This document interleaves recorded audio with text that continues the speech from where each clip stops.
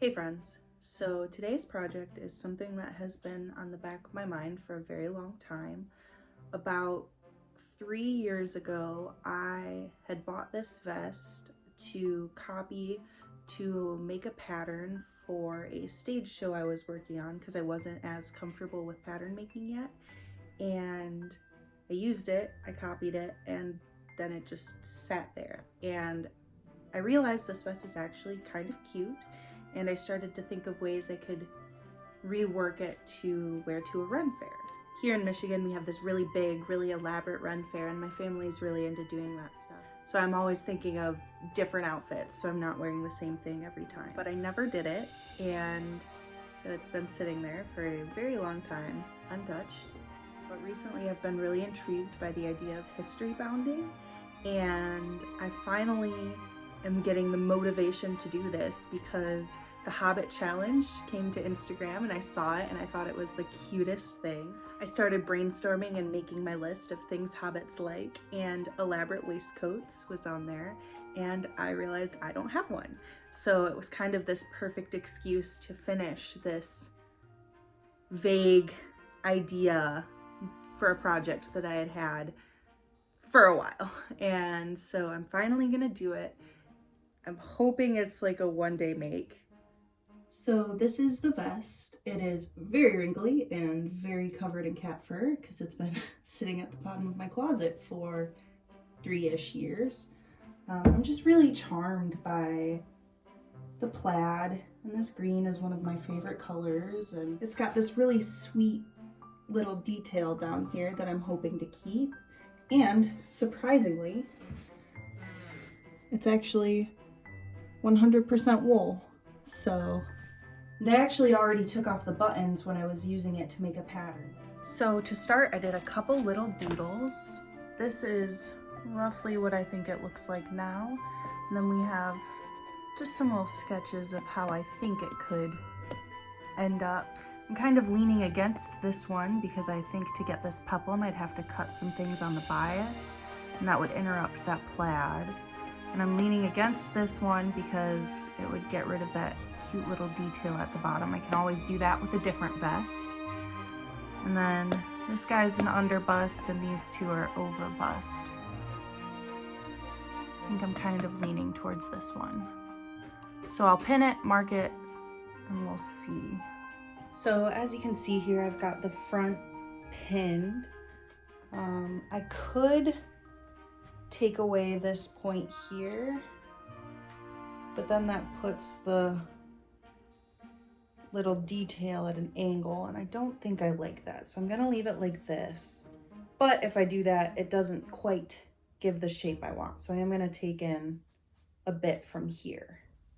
So I think my next step is I'm gonna sew a zipper here, just kind of tack it in so that I can fit this without trying to, and then I just put some pins in here to mark what I'm gonna take out. And now it's, ignoring that I didn't match the patterns, it's much more how I want it to fit. So I'm very pleased about that. I think I'm gonna make these alterations and then go in and alter the neckline.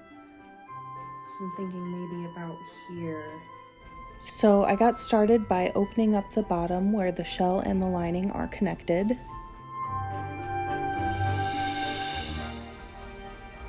Then I went through the bottom and used my tailor's chalk to mark where I had made the pins. And I pulled off that zipper that I had used for the fitting. Then I just double checked the amount I would be taking off the front. And I flipped the vest inside out.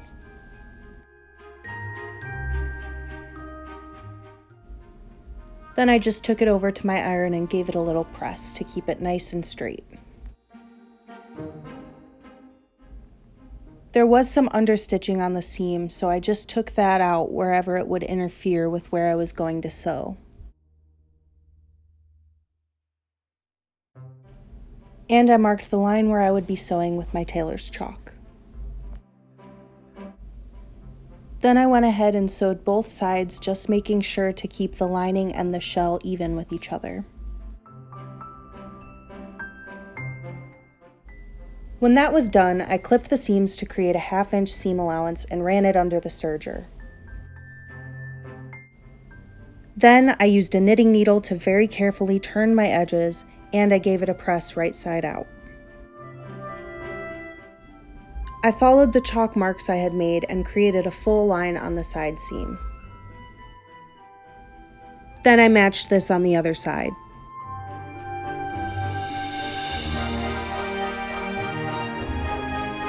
So I sewed the sides, opened the old seam, clipped it, ironed it, and then did the same to the lining. I didn't really feel like opening the bottom here, so I do have this little flare, but I actually kind of like it because it helps hide my muffin top a little bit. But I will try it on with a skirt before I close this all up and make sure I do like that. If not, I can go back through and alter that still a little more. I also realized I totally should have marked this before taking the zipper out, so I did put that back in. Now I need to mark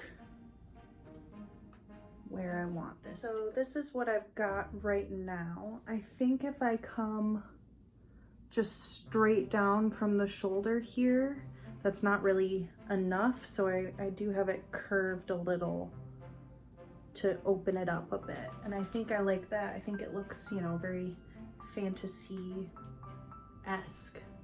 And if I bring it down to here, I don't have to try and get this stain out. It just magically goes away. So again, I went through the bottom and used my tailor's chalk to mark where the pins were. Then I turned it inside out and used some pins to hold the rest of the vest out of the way. I sewed both sides, making sure to take the same amount from each side, which was actually pretty easy because of the pattern matching in the plaid. And of course, I clipped my seams to make a smaller seam allowance. I didn't redo the understitching on the front because I'm just going to put the grommets there, but I did do it on the neckline. I lined up my front panels and marked where the grommets were going to go.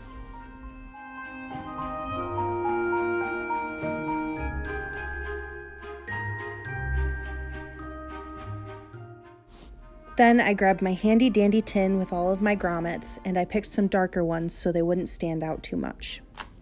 I used scissors to cut holes on my marks, and then I used a knitting needle kind of like an awl. Then I set the grommets in using the kit that came with them.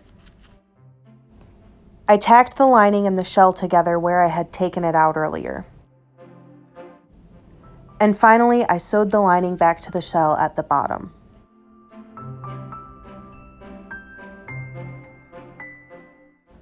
I couldn't find my lint roller, so I used the age-old trick of duct tape around your hand.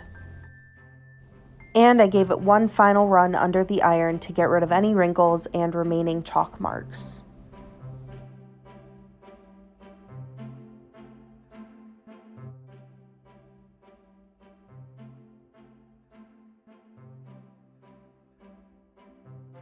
So here she is. I'm really pleased with how it turned out. I think it's really cute. Obviously I had it on with my chemise to give it like that piratey look, but here I'm going more casual with just a plain black dress. I think you could dress it up a bit with like a white button up and a linen skirt or something like that. And if you were going to do this, you know, just mine had interfacing along this panel here, but I would just make sure that if yours doesn't, you put some in for the grommets. I think if you needed for theater, if your actor has like a quick change or something, you could put a hidden zipper here. I think what really kind of sells it is this squared off neckline. So yeah, I really like it. I definitely see myself getting some wear out of it. It turned out pretty much exactly like I envisioned it, so it's very exciting. And I'm glad I finally got around to doing it because I have thought about doing this for a very long time.